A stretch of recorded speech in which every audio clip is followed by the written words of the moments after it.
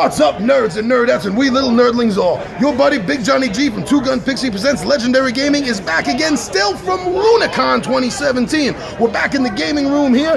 This time, we're going to show off a company called Shoot Again Games. They have a couple of games on the table, 3-4 games here on the table. We're going to go over them one at a time, but I'm going to let them talk about it because they know about their games a lot more than I do. And here we have Diane and Nick from Shoot Again Games.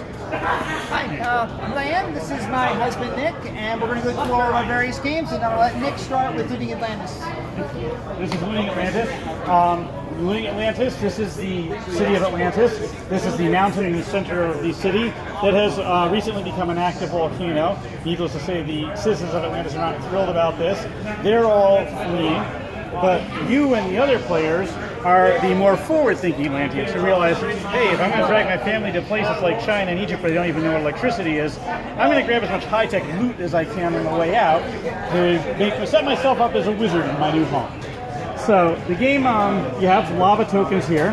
The first thing you do on your turn is you place lava tokens. Lava starts here, and lava can be placed next to other lava, including when it eventually tags a city, which is inevitably the course that the game takes. The next thing you do is you get 2 actions on your turn. Actions are, everyone has an air car. Actions are moving your air car. You can move anywhere. They're air cars. The other thing you can do is loot at your current location. So, to bring this guy over here, looting is taking the top card at your current location. So with 2 actions, logically, looting would be that guy's turn would be that. So, and cards stay face up. There's no hidden information in the game. The other thing you can do is discard 1 card to use its ability. All the cards have abilities text at the bottom of the card. In this case, let's say this guy wants to discard his fusion battery. Now, when you discard a card, it doesn't leave the game. It goes to the bottom of the stack, which is really important because someone later could potentially get that card and take it. So fusion battery, what that does is gives you 2 extra actions. So in this case, he just discarded his fusion battery. His 2 actions could be to take those 2 cards and put them there. So that's your turn. The next player places lava, gets their 2 actions, etc. Other things cards do for you. The fusion battery gives you 2 actions. The blue cards, regardless of type, let you take any card of the stack where you want. The brown cards don't actually discard. What happens with the brown cards, the mental amplifiers, is you need to be in the same space as another player. So let's say red here has the fusion battery you just picked up, and blue has a mental amplifier. He moves over here as his first action. For his card play, he wants the shiny, nice new fusion battery that the red player got, so he gives him the mental amplifier and takes the fusion battery for himself. It's a forced trade. He cannot reject it. Unless he has one of these quantum nullifiers, which is another one of the cards. So to replay the scenario, the blue player comes in and says, hey, red, I want that nice new fusion battery, and the red player says, no, no, no. He discards his quantum nullifier, which nullifies the card effect of the mental amplifier. The mental amplifier goes back to the blue player, and he keeps it. But more importantly, the red player keeps that fusion battery he just got. So that's what the quantum nullifiers do. The personal force field is the last card. It's a red card. What this does is you play this on other players' turns. This lets you redirect the player's lava. Why would you do that? Because eventually in the game, what's going to happen is someone is going to try to do that to you. And when the lava hits the city in your air car, it damages it and it starts destroying stuff. But in this case, blue could say, nope, nope, nope.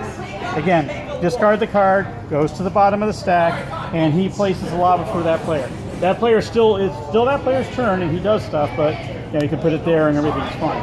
So that's what the red cards do for you. Eventually, however, though, inevitably lava does hit the city. That's the nature of the game. When that happens, a bunch of stuff goes down. First of all, any air car there is damaged. Any cards in the space are destroyed, which is the only way cards leave the game. The game enters phase 2, or what I call the crap just got real phase of the game, because the citizens of Atlantis now know it's really over. There is lava flowing freely through the streets. There's no question that reality is ending for them. So at that point, starting with the player who placed that lava in the city, everyone now gets 3 actions per turn because the adrenaline is kicking in. So if at the start of your turn your air car is damaged, your first action is to repair it, your second action is to go anywhere you want in the city, and your third action is to take the top card from that location, because otherwise you would not have moved there. So the other thing you can do is fleeing. That's the one other part of the game, and that's where these corner spaces come in. On your turn, after you place your lava, no actions, no card plays, you flee. Fleeing is leaving the game. You now are out of the game. You'll still be placing lava, but you're otherwise done. Now you see that you'll notice that they have different point values on it. The reason for that is they're first come, first served. As primitive as these people are, they realize that having two people, superpowered beings with nuclear weapons living in the same empire is a bad idea. So, strict immigration quota of one Atlantean family per area. So the game goes along, and eventually all the equipment cards are either going to be taken or destroyed. The game ends when all the equipment cards are taken, and then players add up their points, which also is where the equipment cards come in. These are really sort of more bonus points. Most of your points are going to come from your equipment cards. Mental amplifiers are easy, they're 7 points each. The blue cards, the mass energy converters, are 5 points each unless you have one of these that goes with it. One of these makes each of these worth 10 points each. 2 of them, 15 points each, 3 of them, 20 points each. These alone are valueless. They only make these valuable.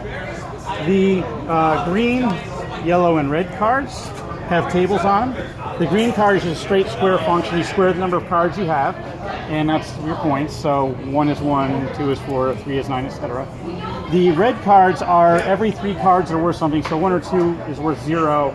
The third one makes your set worth 25. If you get up to set 6, the set is worth 50, etc. The yellow cards are what's called a modified Fibonacci sequence. It's basically, the important point of it is it starts really slow, and you notice at the end it gets gigantic very quickly. Their fusion batteries are dangerous, okay? So the last card, which doesn't actually help you during the game, is the Unified Field Generator. There's only 5 of them in the deck, in the set, to make the 80 cards for the game setup.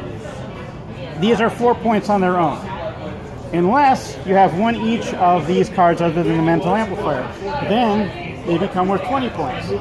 One set makes all of them worth 20 points each. And these cards still score normally. So you add up your points, whoever has the most points wins, but you really all kind of won because you left all the loot and no one else did. That's the game. And that, my friends, is Looting Atlantis. But hold on, that's not the only game that they have to show off. Why don't we take a look at what else they have in store?